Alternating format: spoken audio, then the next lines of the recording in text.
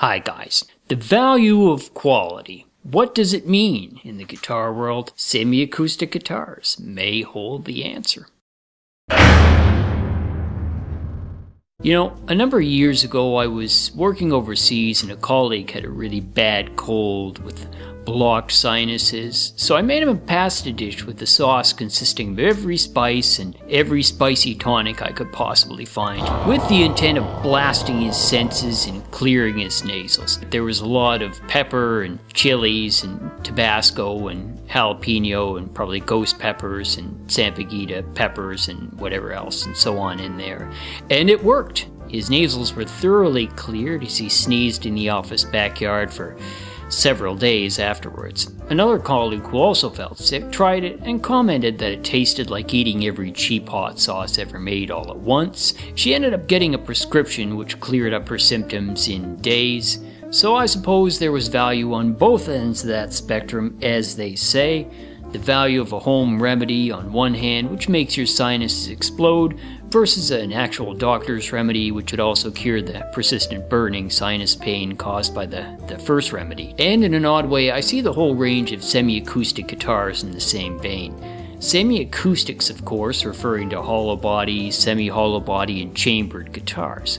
Why am I focusing on semi-acoustics in this video? It's because, in my mind, semi-acoustics present the spectrum of quality in the guitar realm, the best ability to get value across a whole range of price points, and that is, of course, because all hollow bodies and semi-hollow bodies are assembled by hand at some part in the manufacturing process. You can't simply CNC or template your way to a decent semi-acoustic guitar without complete and devastating failure. That last bit was just added for dramatic effect, but you know, fire, famine, plague of locusts, the usual thing that happens to guitar companies when business goes south. That or total promotional stupidity. Anyhow, with all that in mind, today I want to look at semi-acoustic guitars from both sides of the value spectrum. Now in this video we're going to look at and hear demos from three semi-acoustic guitars here. A budget semi-hollow body, a midpoint semi-hollow body that is still kind of in a good value range, and of course a premium full hollow body electric guitar. And for the demo portion of this video, we're just going to stick to the neck pickup for each of these guitars. Why? Because I said so. My aim in this video is not to go into a huge critique of these guitars so much as to show a couple of options, and of course to show that whether you're looking for a beginner guitar to get that Blink 182 cover band going on, or if you're seeking an immaculate masterpiece to sell out Carnegie Hall, there is a quality option for you. Our first semi-acoustic here is the Squier Affinity Starcaster, Fender's most value-priced semi-hollow body at around $300 US or about $400 Canadian. It is of course a throwback model, as Fender puts it, to the distinctive offset-shaped original Fender Starcaster model from the 1970s. With the two controls, one volume, one tone, as opposed to the traditional Gibson Semi 4, powering two ceramic humbuckers, which come in on the way heavy side each. I mean, these are definitely wound for heavy rock. It's nonetheless got all the styling that one could hope for from an unconventional semi-hollow. The bolt-on neck on this guitar is nicely done. This one shipped with nicely rounded medium jumbo frets, and of course with a well-smoothed maple satin fretboard. This has all the characteristics of an ultra-slim Affinity neck. Personally a bit too thin for me, but you know, thin and fast players will love it. For the second guitar on our list, it's the Epiphone inspired by Gibson ES335. This is a solid feeling and faithful reproduction of the original Gibson ES335 in cherry, with the classic chrome hardware and the two PAF chrome humbuckers. And these humbuckers clock in at a more vintage correct feel, as you can see here. Hardware and appointments, they're all pretty good for the money you pay for this guitar. And keep in mind, we're now into the about $850 Canadian price range here. The tuning here is actually surprisingly stable owing to good hardware in these deluxe tuners. Fit and finish is decent overall, including binding. And with a rounded C gloss maple neck and a 12-inch Laurel fretboard, lifelong Gibson players, intermediates, and beginners should feel at home and comfortable on this guitar. And finally, we're going to check out the Godin 5th Avenue Jazz Godin. Now this hollow body acoustic electric jazz guitar goes on the used market for around $1,500 US or around $2,100 Canadian. It's a really true beaut in every sense of the word, with the natural flame maple top and the classic trapeze tailpiece and ebony bridge and neck. You really need to look no further than the immaculate binding to see the quality on this gem. Fit and finish, near perfect as expected, with barely a flaw to be seen at all, and I mean at all. The mini humbucker is a nice 6.37, so not too light or heavy, and of course a nicely glossed flame maple neck with a smooth ebony fretboard. Now this one has seen quite a bit of playing, as it was previously the main studio guitar of a local artist, but it's held up very nicely. Tuners are of very good quality, the classic Nouveau open back style, and a little shot at that beautiful flame maple seam on the back. And of course, if I can get my camera to focus, this neck is aged and hued amazingly, so great job again, Godin. Anyways guys, let's check out both of these guitars working together in a demo, after which we can come back and assess whether I'm totally off the mark, or whether it's safe to say that the value of quality can truly be found in the semi-acoustic guitar world.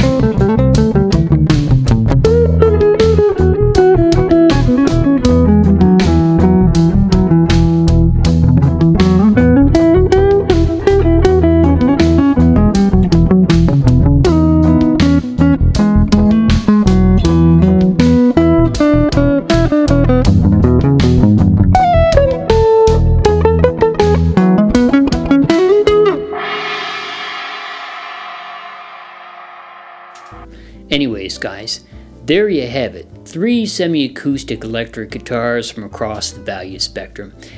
And I gotta say up front, these are great guitars in their price point. While the Affinity Starcaster is obviously a less expensive build, they're lacking some of the binding and more premium options of even its higher priced classic Vibe counterpart.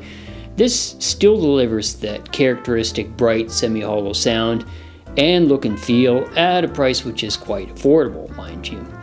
The combination of a really slim neck, good hardware, etc. will appeal to beginners, and of course for those more inclined towards a heavier rock sound, these really weighty ceramic stock pickups will bring home the beef any day of the week, though I think you'll want to swap these out if you're looking for a more traditional semi-hollow body sound, as these are really heavy. But the neck pickup gives a nice dark tone even with light strings, typically characteristic of jazz runs, so if you're looking for that jazz sound, it's not bad. Overall value, this has to be one of the top budget semi-hollows out there.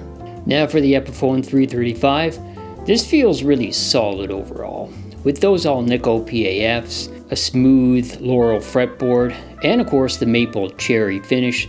This is a really faithful reproduction, in my opinion, to the Gibson original at a substantially reduced price, of course. Of the 3 guitars, if you're looking to do something like light jazz or country, I'd say, really can't go wrong with this.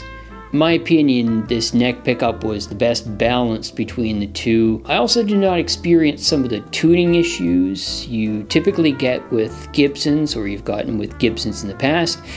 Gibsons have been notorious for their tuning issues, so I'd say the hardware on this is more than reliable. Hey, I mean, if you're looking for a well-priced 335 that captures the original magic, this is it. Overall value, I'd say this is a top production semi-hollow 335, under $1,000. Finally, the Godin Fifth Avenue Jazz. Now this is a fantastic example of handmade quality, and is really exemplary of what a guitar should be, with that smooth ebony fingerboard, beautiful natural flame top, and of course single floating mini humbucker. It's got everything a jazz or concert player would really need to make it happen. Personally speaking, if you do find one of these for under $1,500, you should probably purchase it if you can, immediately and without, as the immortal Ice Cube once put it, doing anything that's thought up. Yes, I just quoted Ice Cube. The sheer look and feel of this guitar blows the big names out of the water. Overall value, top quality, premium, hollow body electric guitar. Anyhow guys, that's about it. Suffice to say, there are tons of guitar choices out there in the world today, but if you're looking for the value of quality, consider reaching for a semi-acoustic. Chances are that when you do, you'll start playing and you'll never look back. Seriously, there will be no way home. It'll be like Randy Quaid in Independence Day, when he crashed his plane into the mothership. Tell my wife and kids I love them, and my dog, and President Bush or whatever. Friends, as always, thanks again for watching. Keep on playing, and keep watching the channel for a whole lot more. And just before we go, I want to give a smooth shout out to two of my buds here on the East Coast who have an awesome podcast. You can see the URL here, in which they share awesome albums, great commentary, and music that you should definitely check out. Check out the podcast, link in the description.